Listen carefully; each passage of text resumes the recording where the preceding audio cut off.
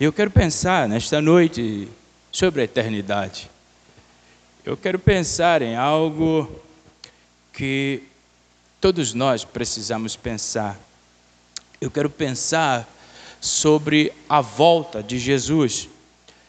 Eu quero pensar em algo inevitável. Eu quero pensar em algo inalterável. Eu quero pensar nesta noite em algo que eu e você, nós vamos estar, querendo ou não, diante dela. Por isso eu quero te convidar a abrir a sua Bíblia comigo, no livro de Mateus. Não precisa passar o texto, viu, Yasmin? Deixa só o slide. Eu quero pensar com os irmãos, e por isso que eu estou pedindo para você abrir a sua Bíblia, porque você trouxe ela para a igreja, não é não? Muito bem. Quem não tem Bíblia aqui? Não tem Bíblia? Quem não tem, eu tenho uma para ofertar. Graças a Deus que todo mundo tem, então, abra comigo a sua Bíblia, no livro de Mateus, Evangelho de Jesus Cristo, pelo relato do evangelista Mateus, no capítulo 25. Nós vamos pensar, no capítulo 25, os 13 primeiros versículos. Será, nesta noite, o fundamento para a nossa reflexão. A propósito, a nossa reflexão tem o tema de eternidade à vista. Nós precisamos viver com a eternidade à vista, porque senão vamos desperdiçar os nossos tempos. Mas pensando, eu quero que você deixe a sua Bíblia aberta e nós vamos visitar os versículos à medida que nós formos caminhando.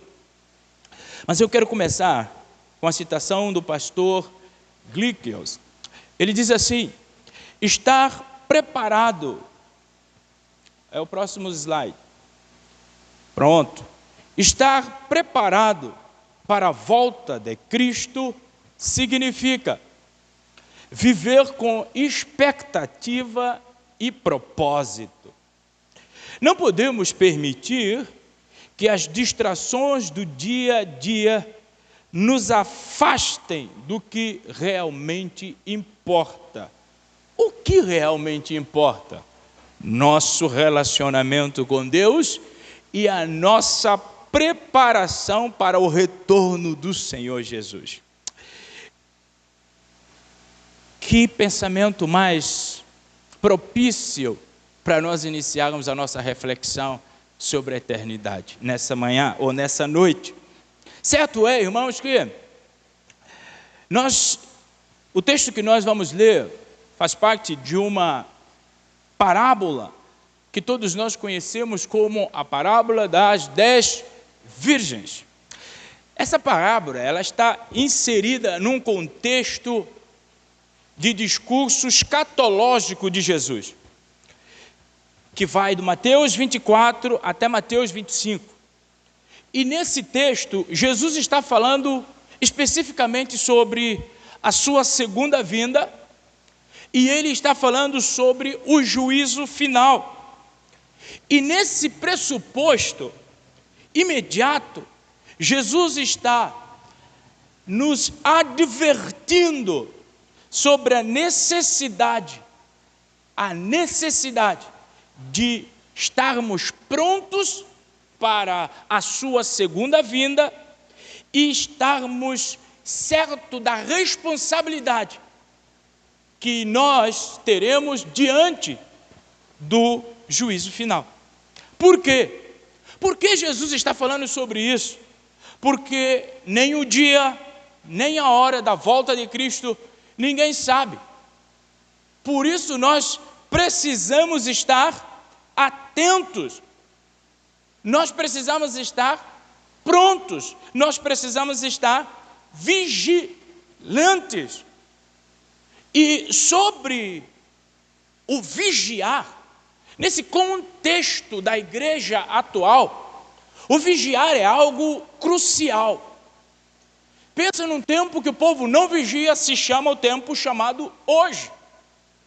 E o que Jesus está querendo que a gente entenda é que em meio à nossa vida social, onde frequentemente nós, de alguma forma, somos desafiados a priorizar o imediatismo, a superficialidade, o já e agora. O texto que nós acabamos de ler nos chama a cultivar uma visão bem distante do aqui e do agora, porque há uma eternidade que nos espera, há uma verdade inalterável que nos espera. Por isso, para que nós vivamos nessa eternidade com Jesus, nós precisamos cultivar o relacionamento com Ele hoje, aqui, agora. Já diria um autor de que a vida espiritual não é um evento, a vida espiritual é um processo. Então, o viver cristão, ou ser cristão, significa buscar continuamente a presença de Deus. Porque não é um evento. Você não se torna cristão reconhecendo ou por algum tipo de influência, levanta a sua mão e diz assim: agora eu aceitei Jesus. Não, isso não te faz cristão. Você não se torna cristão porque, não, eu gosto das canções, eu gosto... Não, isso não te faz cristão. O que te faz cristão é intencionalidade. O que te faz cristão é uma busca intencional pela presença de Deus, nutrindo a sua fé mediante uma vida de oração. E oração não como evento, mas como estilo de vida. A leitura da palavra, mas também não como evento, mas como estilo de vida. E a comunhão com os irmãos. Se existem 3 coisas que eu quero que fique claro na sua mente, para que nós vivamos na eternidade com Deus. Hoje, nós precisamos desenvolver a oração, a Bíblia e a comunhão com os irmãos. Fora isso, nós não veremos a eternidade com Cristo. O que nós vemos aqui, nesse capítulo 25 de Mateus, nos 13 primeiros versículos, Jesus está advertindo que, embora todos são chamados, mas nem todos estarão preparados para o encontro com Ele. Sabe, o que Ele está querendo dizer, meu irmão, é que nós, neste mundo de tanta inquietação do coração, de tanta distração, nós somos desafiados a cultivar uma fé ativa e vigilante no nosso Senhor. A nossa fé não pode ser uma fé ocasional. A nossa fé precisa ser uma fé ativa. Tanto assim é que Paulo vai dizer em 1 Tessalonicenses capítulo 5 e versículo 6: portanto, não durmamos. A nossa fé não pode ser uma fé de sono. A nossa prática cristã não pode ser algo superficial, como os demais dizem. Tem muita gente que, se você pergunta na rua: você é cristão? Eu sou. Não praticante. Nem existe isso. Percebe? É que muitas das vezes nós estamos dormindo num sono de negligência. E Paulo está dizendo aqui: não durmam. Dito de outra forma, a mesma dinâmica que essas 5 virgens sábias, prudentes, tiveram, nós somos chamados a estarmos prontos para a vinda do Senhor.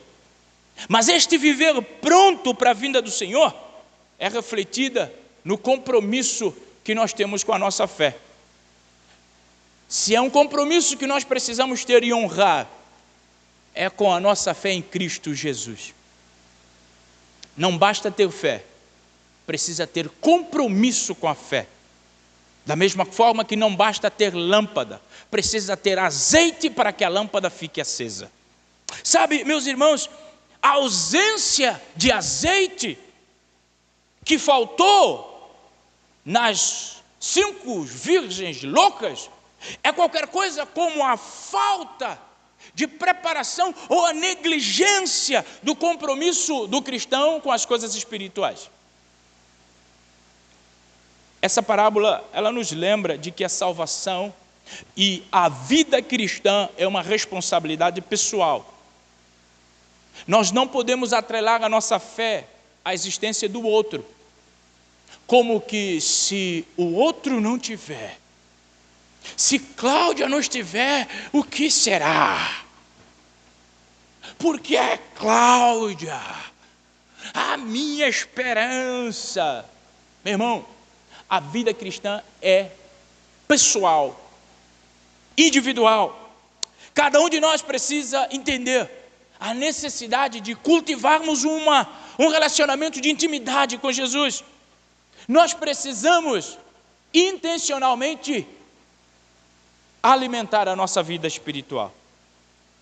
O meu desejo nessa noite é que você e eu abramos o nosso coração para o que Deus quer falar conosco nessa noite. Essa passagem que você tem aberta, Mateus 25, ela oferece-nos algumas diretrizes práticas para como viver uma vida cristã significativa e intencional num tempo como o nosso. Num tempo que alguns dizem ou definem como pós-moderno. Um tempo de autossuficiência. Nós precisamos de claridade em nossa vida cristã. E eu quero apontar aqui 3 caminhos para nós. Primeiro, o próximo slide. Primeiro, a responsabilidade individual na fé. Isso fala sobre a vigilância. Capítulo 25, versículo de 1 a 4, diz assim: então o reino dos céus será como as 10 virgens que pegaram suas lamparinas e saíram para se encontrar com o noivo. 5 delas eram insensatas, loucas, e 5 prudentes.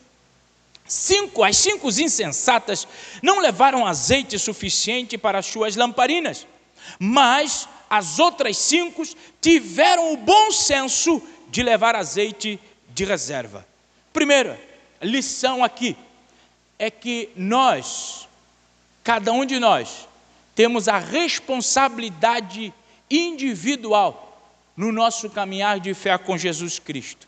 Cada um de nós é chamado a viver uma vigilância.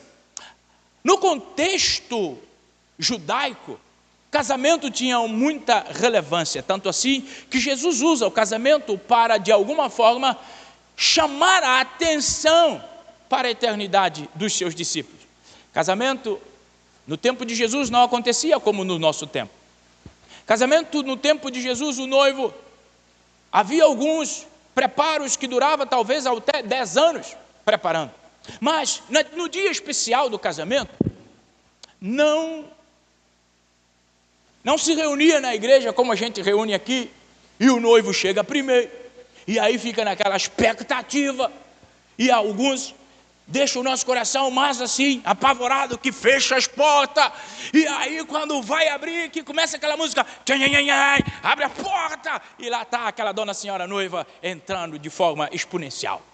Pois é, no tempo de Jesus não acontecia assim. No tempo de Jesus a noiva ficava na casa dela. O noivo, juntamente com seus amigos, partiam da sua residência e iam buscar a noiva. Os camaradas eram exponenciais, fortes. Eles saíam e iam buscar a noiva. E isso poderia demorar. E as amigas das noivas, diferente de hoje, nós temos padrinhos e madrinhas. Não, naquele tempo eram outras amigas virgens da noiva que ficavam ali agora aguardando a chegada então deste noivo fantástico. Nesse dia especial em que Jesus está contando esta parábola, eu não sei o que aconteceu, mas eu só sei que o noivo atrasou. Meu Deus do céu, se o noivo atrasa hoje, a gente dá um problema. A noiva a gente tolera, agora noivo é problema. Mas o noivo atrasou. É problema quando o negócio atrasa. O noivo atrasou e as meninas caíram no sono. Mas só que o noivo chegou. Isso é maravilhoso. O atraso pode ser algo subjetivo. Mas agora a chegada é certa. Percebe que o texto começa dizendo para nós de que o reino dos céus é semelhante às 10 virgens. Há uma afirmação de Jesus, há uma afirmação categórica. Jesus está ensinando aqui uma verdade inalterável. Jesus está estabelecendo um conceito fundamental, principalmente que é tão relevante para uma sociedade como a nossa, em que questiona-se verdades absolutas. Hoje, a sociedade em que nós vivemos é envolta a um tal do relativismo que chega a beirar uma afronta ao nosso bom e eterno Deus. Porque Jesus, Ele estabeleceu verdades absolutas. A palavra de Deus é a verdade absoluta. E Jesus chega e diz simplesmente: ei, o reino dos céus é real. Jesus não coloca em hipótese. Jesus afirma que o reino de Deus é verdade. Infelizmente, mas com muito pesar no coração, a igreja do tempo presente, ela simplesmente, em busca de uma relevância social e conexões, ela tem sido tentada a diluir verdades evangélicas, verdades cristãs, em nome de uma aceitação e talvez um diálogo cultural.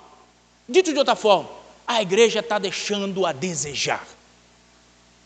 Porque a igreja está simplesmente diluindo na cultura, se assemelhando ao homem sem Deus.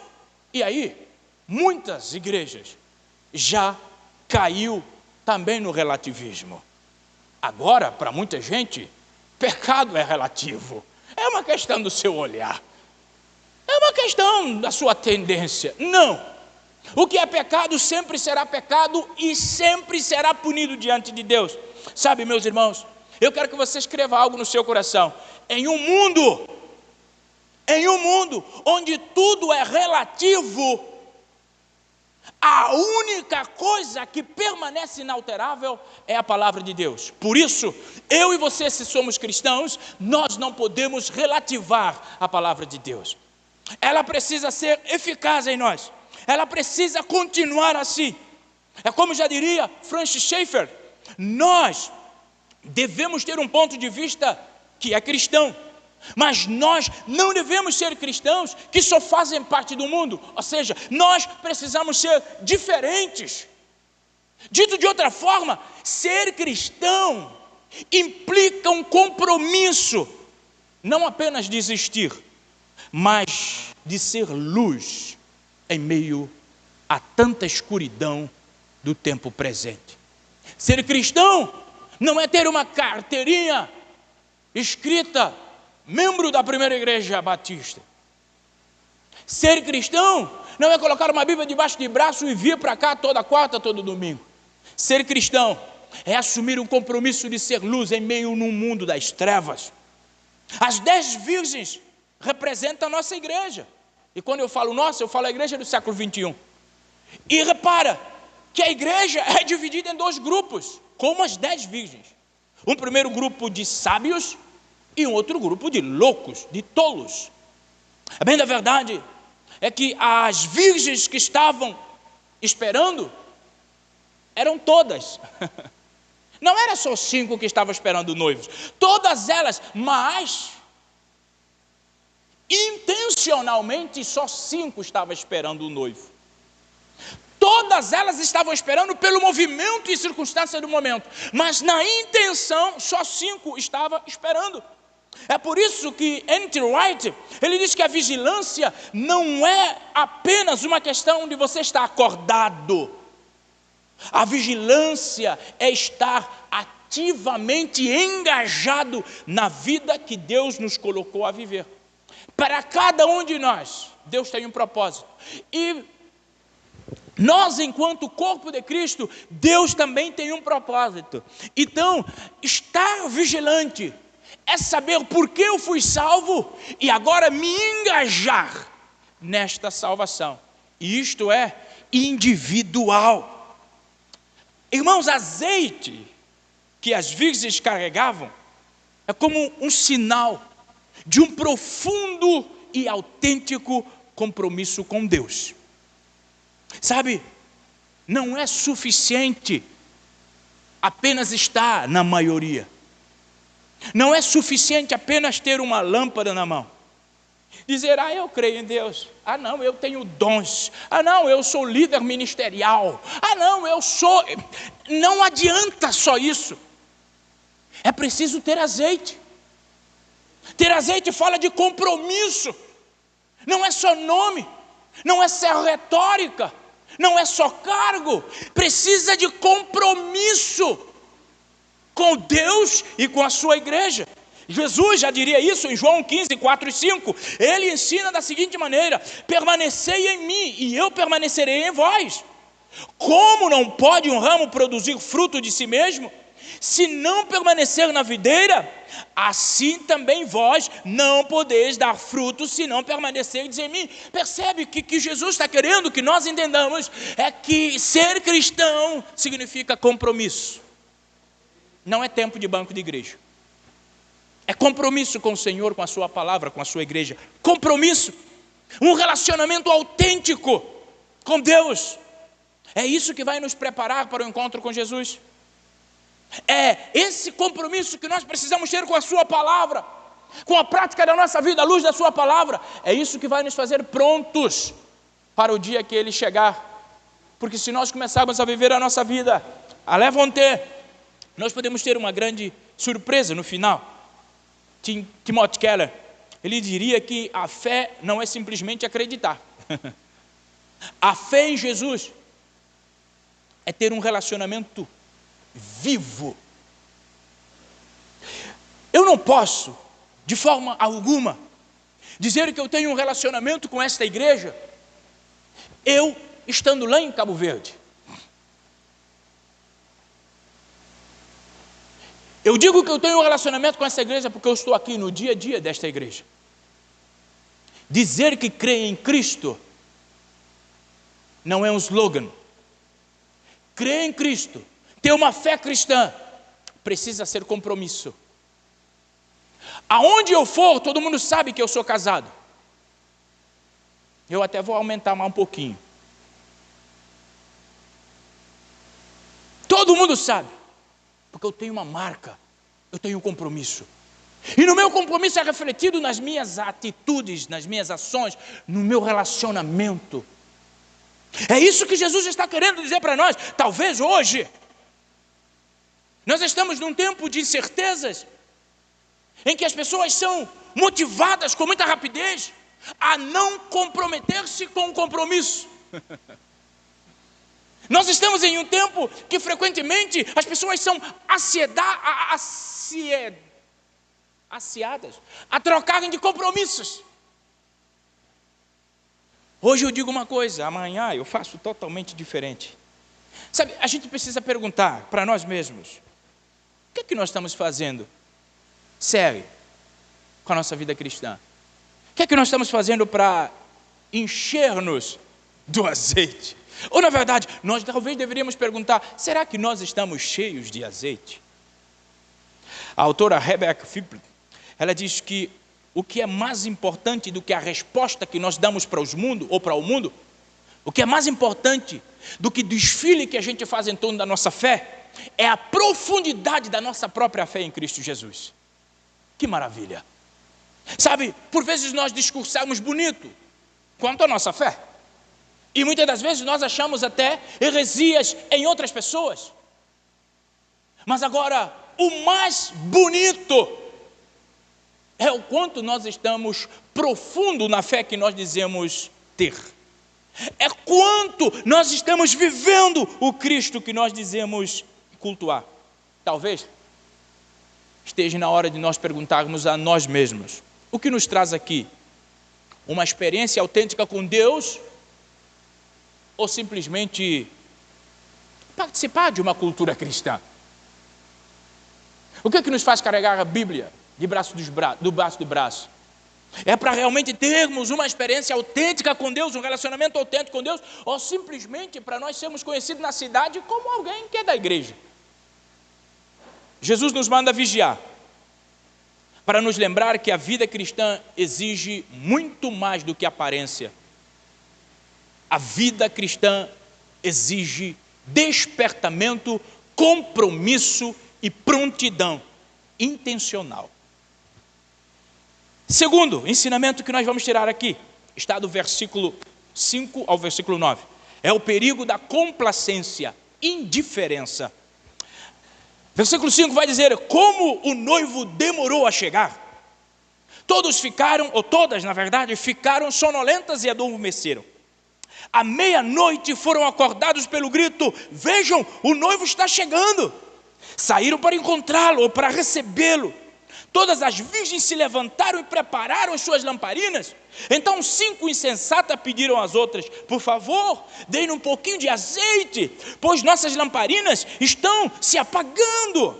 As outras, porém, responderam: não temos o suficiente para todas. Vão e comprem azeite para vocês. Meu irmão, este é um alerta vermelho contra o perigo, ou sobre o perigo da indiferença. Você vai entender o que eu estou querendo dizer agora. As 5 virgens tolas, elas não se prepararam para receber noivo. Elas foram indiferentes para o compromisso de receber o noivo. Elas foram simplesmente complacentes, sem nenhum tipo de compromisso com o noivo. Tanto assim é que isso para nós precisa ser um lembrete sobre como nós estamos tratando a causa do Senhor, o ministério que servimos, a igreja que pertencemos. Nós estamos aqui só como mais um na maioria? Ou nós estamos aqui plantados porque o Senhor nos plantou para frutificar, para florescer? Repara algo bastante importante nesse episódio. As 10 moças virgens, elas estavam todas no mesmo lugar, só que nem todas estavam prontas. Isto quer dizer muito para nós. Todos nós podemos estar aqui nesta noite. O restante você conclui. Sabe, todas eram virgem.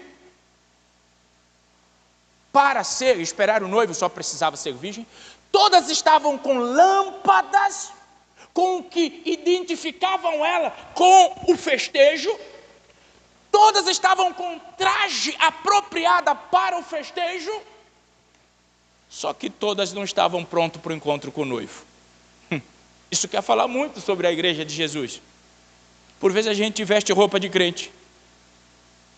A gente fala até como crente.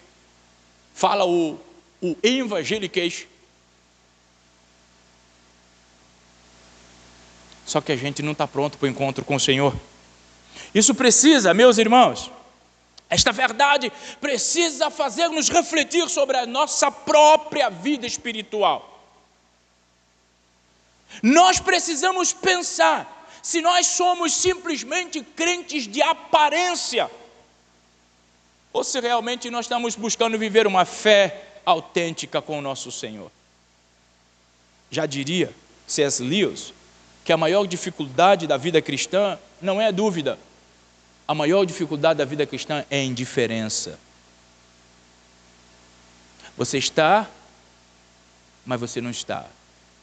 Você está, mas você não se importa. Você está, mas você não é corpo.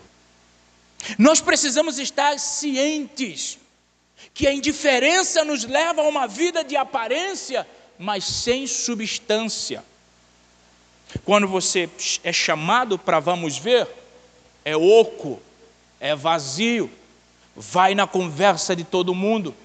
Não há uma preposição apologética da sua parte quanto à vida espiritual e à Bíblia. Você, meu irmão, percebe que a indiferença pode te levar, meu irmão, para uma negligência da fé. E nós somos desafiados a olhar para esse texto dessas 10 moças que diante dos homens elas estavam prontas. Só que diante de Deus, só 5 estavam prontas. Cuidado com a aparência. Nós somos desafiados a evitar a armadilha da complacência, da indiferença. E somos chamados a nos comprometer de forma vibrante com Deus, com seu interesse, com a sua palavra. Meu irmão, é o que nós precisamos nos comprometer, é com Deus, de forma vibrante. Sabe que nesses dias eu estava conversando com alguém, nem daqui dessa cidade e falando sobre a questão desse tempo do Brasil, político, né? Aí na nossa conversa, aí uma referência, a pessoa fez-me uma referência. Ô pastor, se nós tivéssemos cristãos com 50% da vibração política no compromisso com a igreja estaria avançando. É a realidade da cidade dele, eu acredito que é a realidade da nossa cidade também. Se nós tivéssemos a mesma vibração, Charles Spurgeon já diria que a experiência pessoal, ou a vida cristã, é uma experiência pessoal que não pode ser emprestada. Dito de outra forma, eu não posso emprestar-lhe a minha experiência espiritual, nem você pode me emprestar. Cada um de nós precisa viver a nossa. E o que a gente faz e fala, diz que experiência nós temos. Repara algo bastante importante aqui nesse texto. O noivo demora a chegar. Você olhou aqui e o autor faz questão de deixar isso claro. O noivo demora a chegar. Para quê? Talvez para trazer à nossa luz alguma verdade em torno da volta de Cristo. Alguém pode dizer: ah, mas desde que eu era criança eu vi que Jesus estava voltando. Desde que, amadinha, desde que eu era criança, eu ouvi: Jesus está voltando, prepara, porque Jesus está voltando. O noivo demora a chegar. Mas quer saber qual é o mistério disso tudo? O noivo chegou. O noivo chegou, amigo Jean. Meu irmão, é que o fato de demorar a chegar para aquelas moças gerou um ambiente sonolento, totalmente complacente, indiferente para elas. Elas dormiram, elas caíram na circunstância do tempo e se deixaram levar pelo sono. Qualquer semelhança com a igreja do século 21 não é mera coincidência. O fato de ainda nós estamos falando que Jesus está voltando, muita gente está vivendo como se ele não voltasse. Até porque, para muitos de nós, já ouvimos muito tempo. E aí nós tratamos as coisas de Deus com indiferença. Haja vista que a gente agora quer começar a negociar a vida da igreja com a cultura. Por quê? A gente acha que nós precisamos estar na mídia, nós precisamos estar na moda, nós precisamos ser ouvidos, nós precisamos ter uma cadeira de representação. Meu irmão, propósito contrário a que Jesus estabeleceu para nós. É por isso que eu digo, a igreja perdeu o rumo. Mas a igreja de Jesus, ela continua arrumando ao que Jesus prometeu para ela. A igreja superficial, a igreja de aparência, a igreja displicente, a igreja indiferente, essa perdeu o rumo. Mas agora, eu e você, que cremos em Jesus e vivemos a fé autêntica no Senhor Jesus, nós não perdemos rumo, porque nós não negociamos a nossa fé. Quando as lâmpadas daquelas moças apagaram, elas perceberam o perigo que elas estavam. Percebe? Elas perceberam agora a urgência de voltar para o propósito. Mas precisou a lâmpada apagar. Precisou perseguição. Precisou o ambiente mudar. Eu costumo dizer, talvez a igreja esteja realmente precisando de Atos 8:1. A igreja do século 21. Está precisando de Atos 8:1 para ver se ela acorda para a missão dela. As meninas, elas perceberam a ausência de azeite. Só que elas correram para a vizinha. Dá aqui teu azeite para nós. Passa para cá o azeite. E as outras fizeram o quê? Não temos suficiente. O que nós temos é para o nosso sustento. Sabe o que isso nos mostra, meu irmão? Isto enfatiza para nós algo bastante sério. É que a nossa preparação espiritual é uma responsabilidade pessoal. O que eu falo aqui todas as quartas e domingo, e que os outros falam aqui na minha ausência, é simplesmente para te provocar a se responsabilizar pessoalmente lá na sua casa. É para você continuar mastigando a semana toda. Meu irmão, cada um de nós precisa cultivar o nosso próprio relacionamento com Cristo. É certo que Paulo vai dizer em Efésios 2, 8 e 9, que a salvação é um presente de Deus. Realmente, a salvação é um presente de Deus. Agora, a vida cristã exige de nós uma participação ativa. Porque a vida cristã não é um ato, é um processo. Escreva isso no seu coração para ver se você não esquece. É um processo. E sendo um processo, continuamente nós precisamos estar nos aprimorando. É por isso que eu fico preocupado quando o crente diz: não, eu não vou hoje na igreja, não. Eu vou ouvir pastor hoje de novo. Ah, não, tá bom, já ouvi domingo, tá bom. Eu já sei o que ele vai falar. 105 anos no banco dessa igreja, já sei tudo da Bíblia. Meu irmão, nós não podemos esperar que a fé dos nossos pais, dos nossos líderes espirituais, nos sustenta. Ele nos dá o alimento, nós precisamos agora alimentar, praticar o que a gente ensina. Precisamos de azeite. Terceiro e última lição. Está do versículo 10 ao versículo 13. A realidade da exclusão. E eu falo realidade da exclusão com muito temor no meu coração. Olha o que o texto diz, versículo 10. Quando estavam fora comprando azeite, o noivo chegou. Então as 5 que estavam preparadas entraram com ele no banquete do casamento. E a porta foi trancada. Grifa bem isso aí. A porta foi trancada.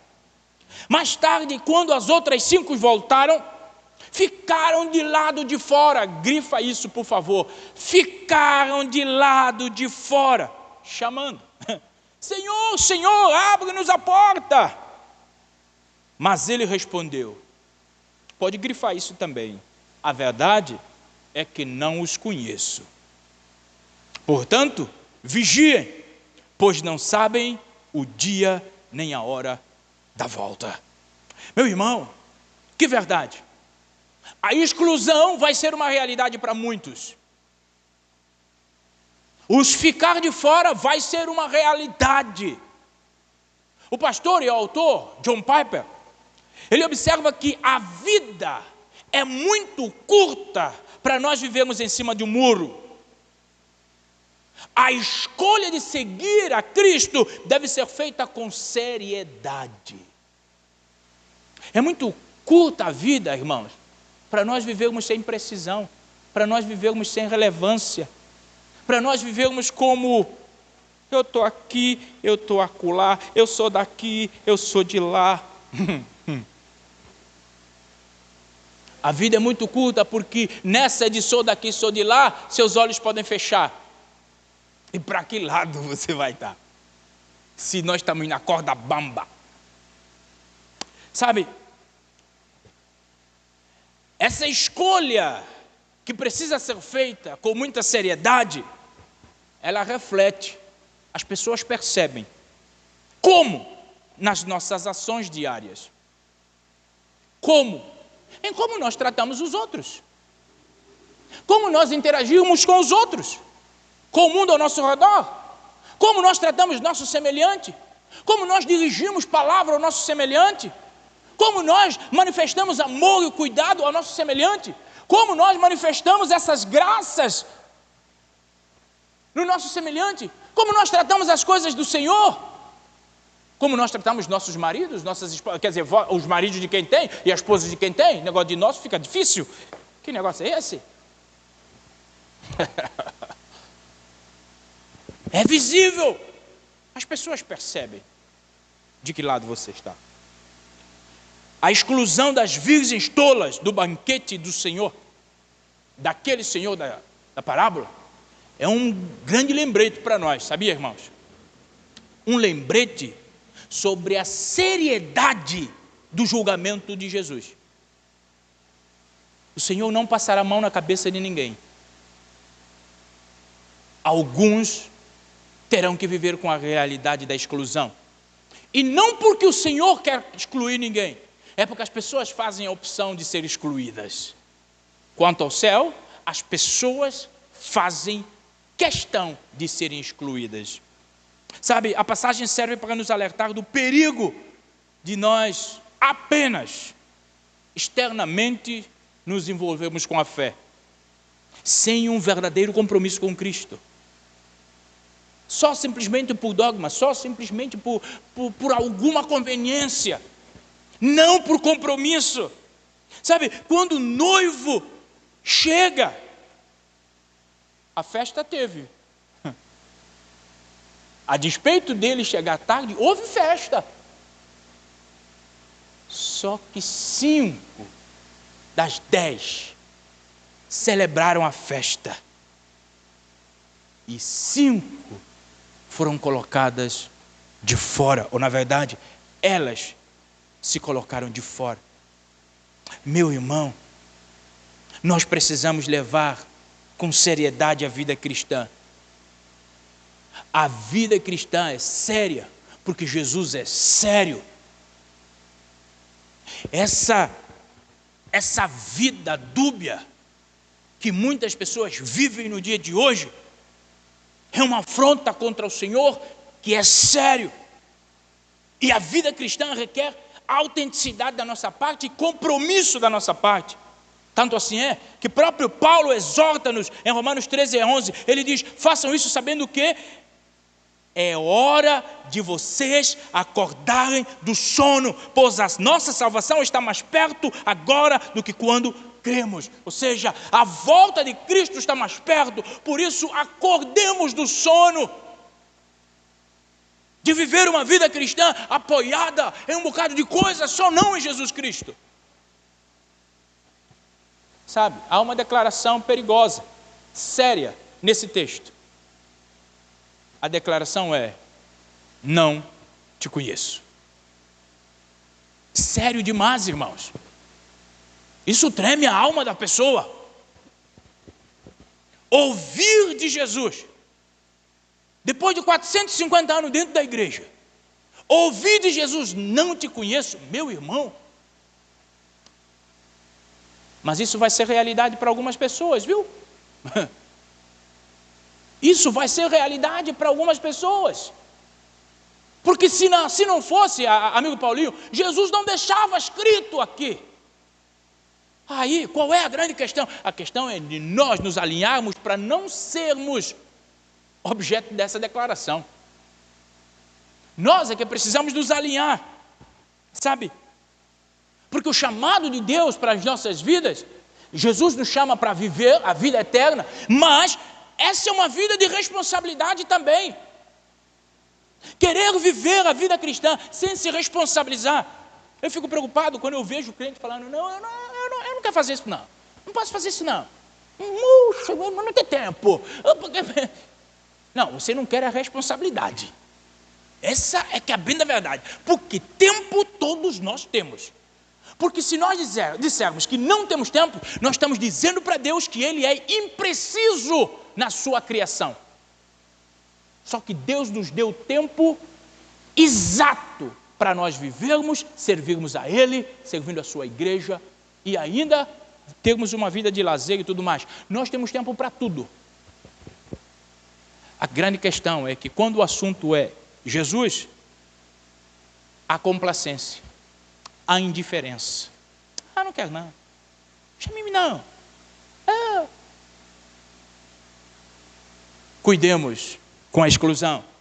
A responsabilidade de estar preparado para o retorno de Cristo não pode ser ignorado, viu, meu irmão? Minha irmã, meus amados, não ignora a necessidade de estar preparado, porque depois que os nossos olhos fecharem aqui nessa terra, ninguém mais conseguirá nos colocar no céu, se nós fecharmos os olhos aqui, ignorando o compromisso com Deus. É por isso que eu e você precisamos aproveitar cada oportunidade para nós vivermos com propósito de verdade. Pastor Rick Warren já escreveu que nós existimos com propósito. Vivamos com propósito para que a nossa vida seja relevante de verdade. Meu irmão, viva valorizando aquilo que realmente importa. Seu relacionamento com Deus, e depois tem outra. Não tem, biblicamente, irmãos, não tem um fundamento para alguém dizer que serve a Deus negligenciando a igreja. Não tem um fundamento. Ah, não, eu vou servir a Deus aqui mesmo, mas eu não quero nada com a igreja, não. Você não conhece Deus, não conhece o dono da igreja, porque o seu compromisso não é com você, é com a igreja. Por isso, quando ele falou para o Pedro, ele falou assim, pastoreia, cuide da minha igreja. Percebe que não é com cada um, é com todos, é com a igreja. Então eu menosprezando a igreja, negligenciando a igreja, saindo da igreja, eu não estou servindo a Deus. E eu quero que você grifa isso no seu coração. Ninguém serve a Deus não servindo o outro. E Jesus deixa bem claro no final. Portanto, vigiem, porque vocês não sabem nem o dia nem a hora. Há uma necessidade de nós andarmos vigilantes. Há uma necessidade de andarmos vigilantes. Por que precisamos andar vigilante? Porque o final, a parábola, ela vai nos oferecer algo bastante glorioso. O que ela nos apresenta glorioso? É um encontro com o noivo. O noivo chegou. As meninas, as 5 virgens, elas se alegraram com o noivo chegou. Esse encontro é grandioso, é glorioso. E esse encontro também está nos reservado. Apocalipse 19:7 nós lemos: alegremo-nos, exultemo-nos e lhe demos glória, pois chegou a hora do casamento do Cordeiro, a sua noiva já se aprontou. Nós, a noiva do Senhor, já estamos preparando para essa boda maravilhosa com o nosso Senhor no céu. Meu irmão, vale a pena você sofrer. Vale a pena você sofrer, vale a pena você ser rejeitado, vale a pena tudo aquilo por nome de Jesus. Não pelos seus atos. Tem pessoas que fazem suas alianças, tem pessoas que fazem seus compromissos e aí sofrem. Isso não tem nada a ver com Jesus, nem com o que está esperando para nós. Você vai lidar com as consequências dos seus atos. Mas agora, se nós formos rejeitados por amor a Jesus, se nós formos, irmã Zerilda, mal entendido por amor a Jesus, meu irmão, passa tudo isso dando glória a Deus. Já cantou o irmão Lázaro? Porque nós haveremos de desfrutar na glória com o nosso Senhor. Nós precisamos entender isso. E é nessa compreensão que nós conseguimos viver uma vida cristã realmente com expectativa do céu. Precisamos ser lembrados que a nossa verdadeira esperança é Jesus Cristo. A nossa verdadeira esperança não está aqui. A nossa verdadeira esperança é Jesus Cristo. É como diz Timothy Keller diz que a esperança cristã não é mera expectativa de que as coisas vão melhorar. A esperança cristã não está na expectativa de que Ingrid vai melhorar tudo, porque não vai. A expectativa, na verdade, a esperança cristã está na expectativa fundamental da fidelidade de Deus, que é aquele que prometeu estar conosco, é aquele que prometeu ter um propósito, um plano a nosso respeito, ter uma vontade a nosso respeito, é aquele que prometeu estar conosco, cuidar de nós, meu irmão. Nós somos chamados a pensar na nossa vida. Nós precisamos entender, e como essas virgens sábias nos ensinam, sobre a importância de nós estarmos prontos, mantendo lâmpada acesa, mas tendo azeite. Não é só ter lâmpada acesa, é ter azeite. Ter azeite fala de compromisso, relacionamento, profundidade no relacionamento com Deus. Crê em Deus, fazes bem, agora se compromete com Ele. Porque tem alguém que também crê em Deus, estará excluído por não se comprometer com Deus. Tiago diz isso muito claro. Satanás conhece a Deus e até treme. Só que ele já está excluído, porque não se compromete com a verdade do Senhor. Meus irmãos, que essa mensagem, que a vida destas 5 jovens prudentes possa inspirar-nos a viver de forma vigilante, a cultivarmos um relacionamento com o Senhor autêntico e a estarmos preparados para o dia do encontro com o Senhor. Que cada um de nós possamos abrir mão, nos despir da diferença de toda a complacência e abraçarmos a prontidão de servir. Irmãos,